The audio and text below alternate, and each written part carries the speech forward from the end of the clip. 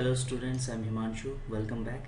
So I've given you one task, if you remember, that in this particular macro you will have to ask for the first name and the last name, and by combining both this result you will have to make a sentence that is hello, first name and last name, that is hello, for example, Ram Kumar.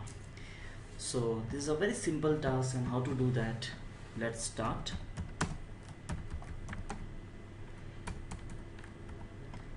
First of all, I'm going to make use of an undeclared variable, that is f name.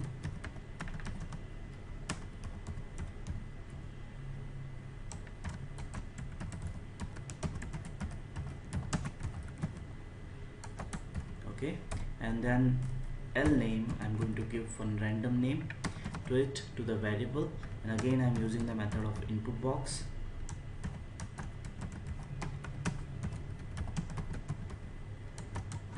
Fine, and I'm going to make a combined sentence.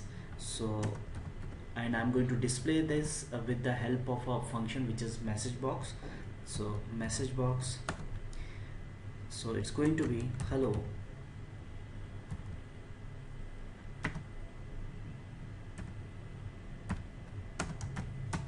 ampersand sign, then f name,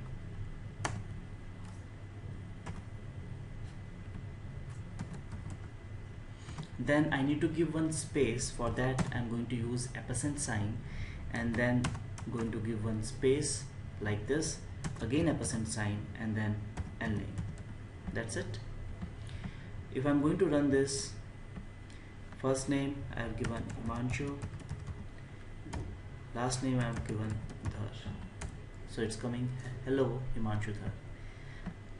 I want to add today's date also, that today date is this one. So again I'm giving an ampersand sign, and I'm typing like today is date. So a date function is going to pick today's date, and if I'm going to run this, first name I've given Ram, second name I've given Kumar, and then it's going hello Ram Kumar, today's date has came. If I want this second sentence, that is today date is this, in the second line I can use a function that is a VB new line. So for that, here I'm typing VB new line. You can observe that whenever I'm trying to make use of any function or method, I'm pressing the suggestions button, that is control and space bar, in order to ease things out and in order to avoid mistakes. That's a good practice. So you can see VB new line, it is there, so I'm going to make use of it, and then ampersand sign. Again I'm going to run this. Okay, first name, this time I'm given Shyam, and second name is Pandey.